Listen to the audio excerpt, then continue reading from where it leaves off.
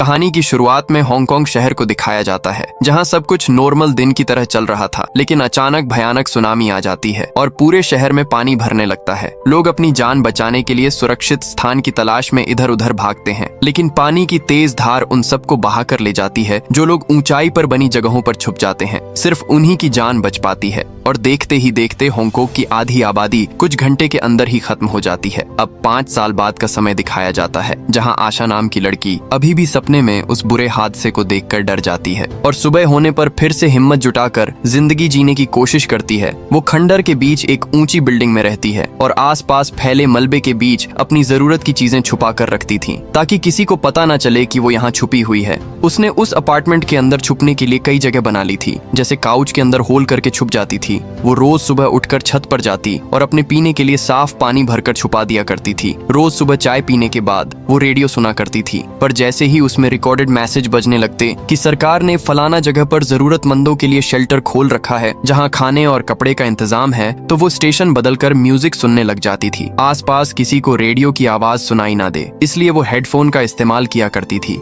इसके बाद वो अपने टॉवल में सुबह की ओस को इकट्ठा करके अपने वाटर बोटल्स में जमा करती थी। वो अक्सर अपने बोतल्स में मौजूद पानी को नापा करती थी, ताकि उसे मालूम रहे कि उसके पास कितना पानी बचा है। उसे पानी की बहुत फिक्र होती थी, क्योंकि काफी टाइम से बारिश नहीं हुई थी। सारे काम खत्म करने के बाद वो इंस्टेंट नूडल्स खाया करती थी और खाते वक्त अक्सर उन बेहतरीन होटल्स को याद किया करती थी, जहां वो अपने दोस्तों के साथ टेस्टी खाना खाने जाया करती थी। और बाद में वो अपनी दूरबीन से आसपास के एरिया को देखा करती थी, जिसमें सिर्फ बिल्डिंग्स के ऊपरी भाग देखा करते थे, क्योंकि नीचे का हिस्सा पानी में डूबा हुआ होता था। कभी कभार कुछ बिल्डिंग्स टुकड़े टुकड़े होकर गिरते हुए दिखाई देते थे। वो अक्सर अपने बचे कूचे पड़ोसियों का हालचाल भी लिया करती थी। एक दिन अचानक वो बॉक्स को पानी में तैरते हुए देखती है और दौड़ती हुई दूसरी खिड़की की तरफ जाती है। एक हुकदार डिवाइस की हेल्प से वो किसी तरह बॉक्स को पकड़ लेती है, पर जैसे ही उसे अंदर की तरफ खींचती है, पानी में मौजूद कोई चीज उस बॉक्स को उससे दूर कर देती है और आशा खिड़की के किनारे से टकरा जाती है, जिससे उसके बाजू में चोट लग जाती है। आशा दर्द को इग्नोर करके बॉक्स को दोबारा खींचने की कोशिश करती है। तब वो क्रिएचर बॉक्स को छोड़ देता है, जिससे आशा पानी में गिर जाती है। जाते जाते क्रिएचर उस पर पानी की बौछार कर देता है। अब आशा बॉक्स खोलती है तो बॉक्स के अंदर भरे हुए कचरे के बीच उसे एक अल्कोहल की बोतल दिखाई देती है। आशा उसे लेकर वापस छत की तरफ जाने लगती है। चलते चलते वो अचानक रुककर गलियारे के दूसरे छोर पर बने दरवाजे को घूरते हुए और अपसेट हो जाती है। छत पर पहुंचने के बाद वो अल्कोहल से अपने जख्मों को साफ करके पट्टी बांध देती है। शाम को उसे कुछ आवाज सुनाई देती है और जब वो बाहर देखती है तो उसे 2 बोर्ड दिखाई देती है, जिनमें खतरनाक लुटेरे होते हैं जो उसके पड़ोसियों पर अटैक कर देते हैं। तभी दूसरी छत पर एक आदमी दिखाई देता है, जो दूरबीन से उसी की बिल्डिंग को देख रहा था। ये देखकर आशा कुछ सेकंड के लिए छुप जाती है। जब वो दोबारा देखती है तो उसे लगता है कि शायद बोट्स उसी की बिल्डिंग की तरफ आ रहे थे। वो जल्दी से नीचे जाकर अपनी सारी चीजों को छुपा देती है और जमीन में कुछ धूल बिखेर देती है, जिससे ऐसा लगे कि वहाँ कोई नहीं रहता है। इसके बाद वो एक पुरानी अलमारी में बने नकली दीवार के पीछे छिप जाती है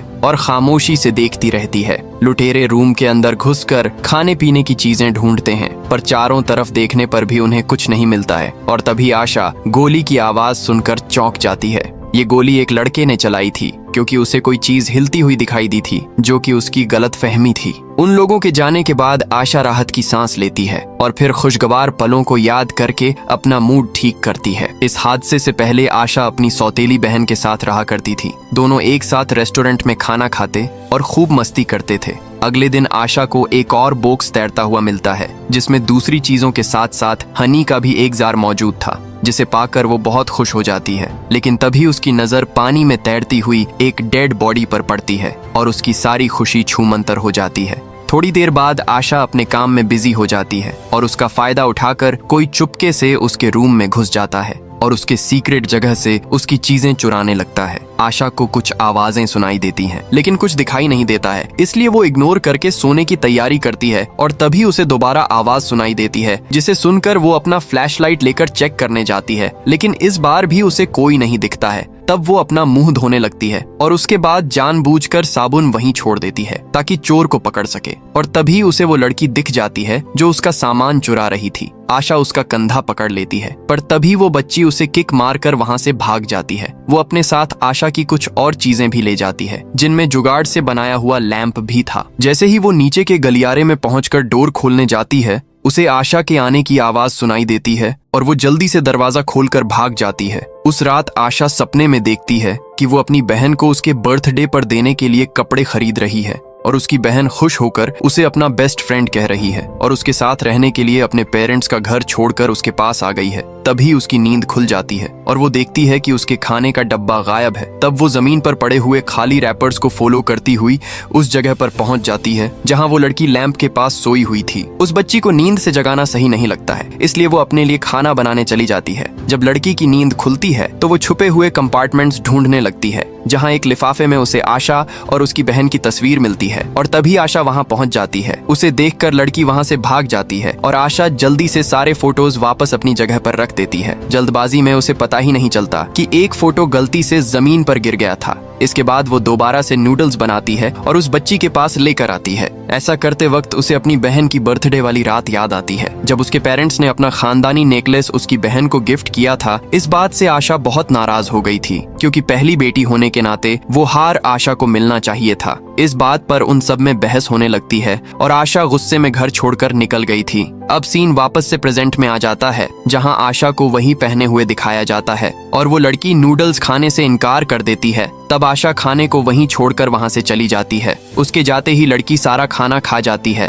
और थोड़ी देर बाद वो नोटिस करती है कि आशा उसके लिए एक गद्दा भी छोड़ कर गई थी, पर वो उस गद्दे को इस्तेमाल नहीं करती है और अगले दिन सुबह वो सारी चीजें आशा को लौटा देती है जो उसने उसके यहाँ से चुराई थी। नाश्ते में आशा फिर से नूडल्स के 2 हिस्से बनाती है जिसमें से एक हिस्सा उस लड़की के लिए छोड़कर खुद छत पर जाकर खाने लगती है। थोड़ी देर में वो लड़की भी आ जाती है और आशा की नकल करने लगती है जिससे दोनों को हंसी आ जाती है और दोनों एक दूसरे से घुल मिल जाती हैं और आशा को उसके पुराने दिन याद आते हैं जब वो ऐसे ही खुश रहा करती थी। शाम को लड़की आशा का दिया हुआ गद्दा यूज करती है और उसी के पास सो जाती है। फिर अचानक वो रोने लगती है और अपने आंसू छिपाने की कोशिश करती है। तब आशा उसे कहती है कि अगर रोने से मन हल्का होता है तो रो लेना चाहिए, जिस पर वो लड़की उसे बताती है कि वो अपने परिवार को मिस करती है और इसीलिए वो एक छोटा सा बोट बना रही है ताकि जल्दी अपनी माँ को ढूंढ सके। इसके बाद वो आशा को बताती है कि उसका नाम हेई है। रात में आशा को फिर से डरावने सपने आते हैं और सुबह होने पर वो हेई को मुंह हाथ धोने के लिए छत पर ले जाती है। हेई बाथरूम के दरवाजे से खेलने लगती है जिससे कुंडी में लगा हुआ टेप निकल जाता है। तब आशा डोर बंद कर देती है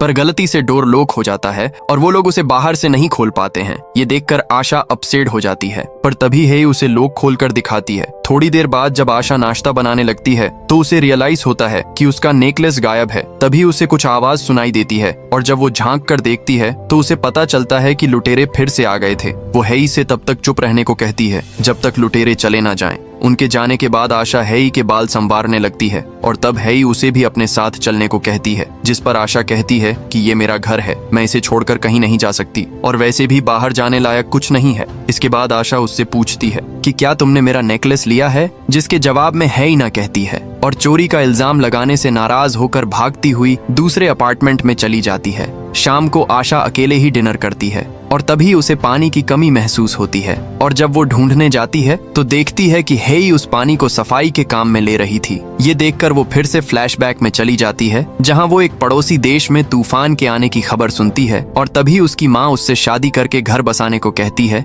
जिस पर उसका अपनी माँ के साथ झगड़ा हो जाता है। उस रात आशा को सबसे ज्यादा बुरे सपने आते हैं और सुबह जब वो उठती है तो उसे पानी में ढेर सारी लाशें तैरती हुई दिखाई देती हैं। एक पल के लिए आशा हेई को अपनी बहन समझ लेती है और उसे बिल्डिंग में इलेक्ट्रिसिटी का सही इस्तेमाल करना सिखाती है, पर हेई को उसमें इंटरेस्ट नहीं होता है और वो गलियारे के एंड में बंद दरवाजे के बारे में पूछती है, जिस पर आशा कहती है कि उस दरवाजे पर ध्यान मत दो क्योंकि वो रूम बहुत स्मेल करता है। अगर वो दरवाजा खोला गया तो बदबू चारों तरफ फैल जाएगी और हमारा यहाँ रहना मुश्किल हो जाएगा। इसी के साथ आशा एक बार फिर से फ्लैशबैक में चली जाती है जहाँ वो टीवी पर न्यूज देख रही होती है जिसमें बताया जाता है कि सिंगापुर बहुत जल्द बाढ़ से बर्बाद हो जाएगा और तभी उसकी माँ टीवी बंद करते हुए उसे बताती है कि परिवार के सब लोग मिलने वाले हैं, इसलिए तैयार हो जाओ। जिस पर आशा को गुस्सा आ जाता है और वो कहती है कि आप लोगों ने मुझे कैदी बनाकर रख दिया है। ये कहकर वो घर से निकल जाती है और अब फिर से प्रेजेंट का समय दिखाया जाता है जहां हेई रेडियो पर सरकारी मैसेज सुनती है जिसमें शेल्टर के बारे में बताया जाता है।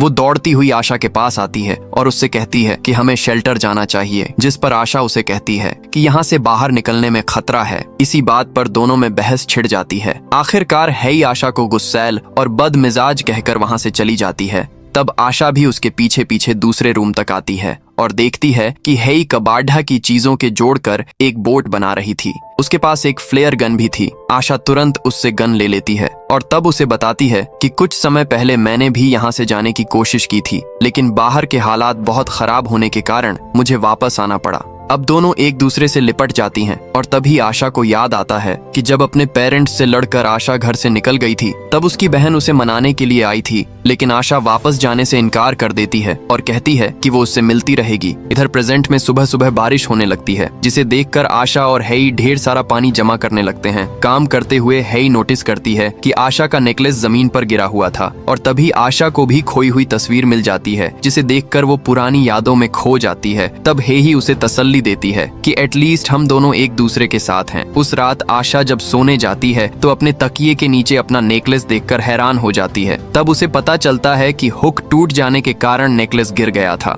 अब उसे हेई पर शक करने की वजह से बुरा लग रहा था, इसलिए अगली सुबह जागने के बाद वो सारा दिन बोट बनाने में लग जाती है और ये देखकर हेई बहुत खुश होती है। और तभी आशा को फिर से पुरानी यादें घेरने लगती हैं, जहाँ उसकी बहन उससे कहती है कि मैंने नेकलेस तुम्हारे जैकेट में रख दिया है। और तभी एक जबरदस्त सुनामी आ जाती है, जिससे सड़कों पर चलने वाले लोग डर कर इधर उधर भागने लगते हैं। अब प्रेजेंट में आशा अपना नेकलेस हेई को गिफ्ट करती है। इसके बाद दोनों वहां से निकलने के लिए अपना सामान बोट में रखने लगती हैं। हाई रेडियो सुनती है और गलती से हेडफोन डिस्कनेक्ट हो जाता है, जिससे म्यूजिक की आवाज चारों तरफ गूंजने लगती है। आशा तुरंत रेडियो बंद कर देती है और तभी उसे फिर से लुटेरों के आने की आहट सुनाई देती है और जल्दी जल्दी दोनों अपनी चीजें छुपाने लगती हैं। इसके बाद आशा हेई को छुपाने के लिए कबर्ड की पीछे वाली नकली दीवार की तरफ भेज देती है और खुद बदबूदार कमरे में छिप जाती है, जहां उसे अपना पुराना फैमिली एल्बम मिलता है, क्योंकि ये उसी का अपार्टमेंट था। इधर लुटेरे खिड़की से अंदर घुसते हैं। इस बार वो लोग और खतरनाक तरीके से छानबीन करते हैं और जो भी चीज उनके सामने आती है उसे बर्बाद कर देते हैं, जिसमें बोट भी शामिल थी। उनमें से एक लड़का बदबूदार कमरे में घुसता है और उस गंदी स्मेल से बचने के लिए अपने मुंह पर कपड़ा बांध लेता है। जैसे ही वो कुछ पुरानी बेडशीट्स को उठाकर देखता है तो उसके नीचे उसे आशा के पेरेंट्स की बॉडी मिलती है, जिसे देखकर वो उल्टी कर देता है। उसी वक्त आशा को फिर से वही सीन याद आता है जब सुनामी की लहरें रास्ते में आने वाली हर चीज को निगलती जा रही थीं, जिसमें कुछ ही सेकंड्स के अंदर सैकड़ों लोग मारे गए थे। हर कोई अपनी जान बचाने के लिए एक दूसरे को धक्का दे रहा था। आशा भी अपनी बहन को साथ लेकर एक बिल्डिंग की सीढ़ियों पर चढ़ने लगती है, पर जल्दी ही बाकी लोग भी वहां आ जाते हैं। अब प्रेजेंट में लुटेरे खाने पीने की सारी चीजें ले लेते हैं और आशा की तस्वीर को घूरने लगते हैं। अचानक एक लड़के की नजर अलमारी पर पड़ती है और उसे कुछ शक होता है, जिसे देखकर बाकी लुटेरे अलमारी खिसकाने में उसकी हेल्प करते हैं और इस तरह हेई उनके हाथ लग जाती है। उधर बदबूदार रूम में छुपी आशा इन आवाजों को सुनकर एक बार फिर से फ्लैशबैक में चली जाती है, जहाँ से सीढ़ियां चढ़ते वक्त उसकी बहन लड़खड़ा कर गिर जाती है और भीड़ में कुचल जाती है। आशा इतनी डरी हुई थी कि भागते हुए वो नोटिस नहीं कर पाती है कि उसकी बहन वहां से गायब थी। वही प्रेजेंट में डरी हुई हेई लुटेरों को बता देती है कि आशा कहाँ छुपी हुई है और लुटेरे उसे ढूंढकर बेहोश कर देते हैं। जब आशा को होश आता है तो वो रस्सियों से बंधी हुई होती है और एक लुटेरा उसका फायदा उठाने की कोशिश करता है, पर तभी उसका बॉस उसे बुला लेता है। थोड़ी देर बाद लुटेरे सारी चीजों के साथ हेई को भी बोट पर चढ़ा लेते हैं। इसके बाद वो लोग आशा को भी घसीटकर बाहर लाते हैं, जहां हेई को देखते ही आशा को अपनी बहन की याद आती है और वो फैसला करती है कि वो पिछली बार की तरह दोबारा ऐसी गलती नहीं करेगी।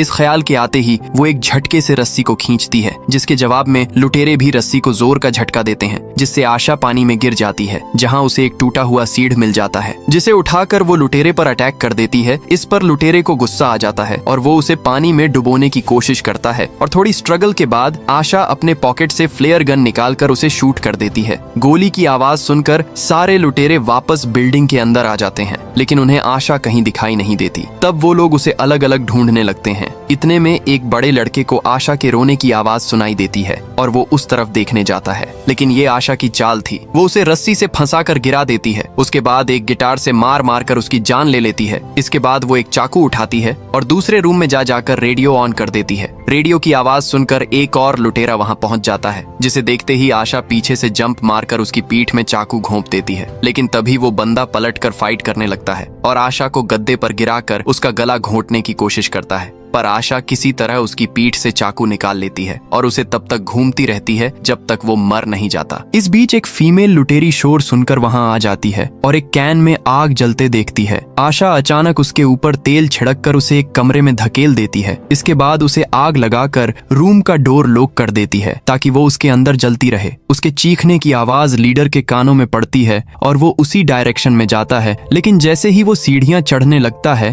तभी आशा चाकू मारने के लिए उस पर जंप कर देती है और दोनों के बीच तगड़ी फाइट होने लगती है, जिसमें लीडर कई बार आशा को हिट करता है और उसका गला दबाने की कोशिश करता है। आशा भी खुद को छुड़ाने के लिए भरपूर कोशिश करती है और किसी तरह हाथ बढ़ाकर ट्यूबलाइट उठा लेती है, जिससे पूरे कमरे में अंधेरा हो जाता है और वो अंधेरे में ही लीडर को ट्यूबलाइट से हिट करके मार डालती है। इसके बाद जैसे ही वो अपना फ्लैशलाइट जलाती है, उसके सामने एक और लड़का खड़ा दिखाई देता है जो दनादन गोलियां चलाने लगता है। ये देखकर आशा तुरंत छत की तरफ भागती है। लड़का भी उसके पीछे जाता है और जैसे ही वो अंदर घुसता है, आशा जल्दी से बाहर निकलकर दरवाजा लॉक कर देती है, जिससे वो छत में फंस जाता है। तब वो लड़का मासूम सी आवाज बनाकर उससे डोर खोलने की रिक्वेस्ट करता है। आशा को उस पर दया आ जाती है और वो डोर खोलने ही वाली होती है कि तभी लड़का गोली चलाने लगता है। तब आशा उसे उसके हाल पर छोड़कर वहां से चली जाती है। अब सिर्फ एक ही लुटेरा बचा था जो इस वक्त बोट में हेई पर नजर रखे हुए था। अब आशा खिड़की पर जाती है और अपने हुकदार डिवाइस से उस पर अटैक करने की कोशिश करती है, लेकिन उसका निशाना चूक जाता है और पानी में हलचल सुनकर लुटेरा चेक करने लगता है, जिससे मौका पाकर हेई उसे धक्का देकर पानी में गिरा देती है। इस पर वो भी उसे खींचकर पानी में गिरा देता है। ये देखकर आशा हेई को बचाने के लिए पानी में कूद जाती है। इस बीच वो बंदा पानी के ऊपर आ जाता है, लेकिन तभी एक समुद्री जानवर उसे खा जाता है। कुछ देर बाद वो दोनों भी पानी में दिखाई देती हैं और तैरते हुए सही सलामत बोट में चढ़ जाती हैं और शेल्टर की तरफ चलने लगती है। अब उन्हें इस बात की खुशी थी कि लुटेरों ने जो भी कुछ खाने पीने की चीजें बोट में रखी थीं, वो उन्हें उनकी मंजिल तक पहुंचने के लिए काफी थीं। उस रात आशा पहली बार चैन की नींद सोती है और इसी के साथ ये कहानी यहीं पर खत्म हो जाती है। दोस्तों, वीडियो अच्छी लगी हो तो लाइक और कमेंट करके जरूर बताना। बाकी मिलते हैं आपसे अगली वीडियो में।